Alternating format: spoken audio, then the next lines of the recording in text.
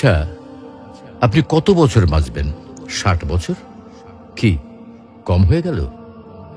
আচ্ছা, বড় জোর 70 না হয় 75 বছর। আর যদি খুব লাকি হন তাহলে 80 অথবা তার একটু বেশি।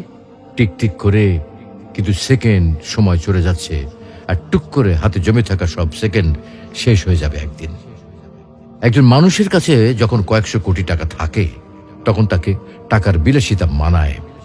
যার কাছে কয়েকশো টাকা আছে তাকে কিন্তু টাকার বিলাসিতা মানায় না।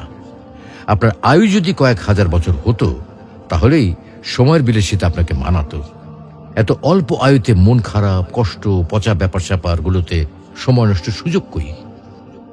তার চেয়ে বরং ফ্যামিলিকে সময় দিন, ভালো বই পড়ুন, টুক করে বেরিয়ে আসুন চমৎকার কোনো জায়গা থেকে। রাত জেগে আকাশ দেখুন, ভোরের সূর্যোদয় দেখুন, সন্ধ্যায় পাখিরা কিভাবে ঘরে ফেরে সেটা দেখুন, নদীর ঢেউ অনুভব করুন। একটু ভাবুন, আজকের এই দিনটা যদি আপনার অথবা আমার শেষ দিন হয় তাহলে আপনার আমার পরিবারের কালকে কি হবে? অবশ্যই আল্লাহ দেখবেন, কিন্তু এই পরিবার আর নিজের জন্য যে এত সময় নষ্ট করছি তার কি হবে? তো আসুন আমরা নিজ ধর্ম পালনের মাধ্যমে সৃষ্টিকর্তাকে রাজি ও খুশি করি।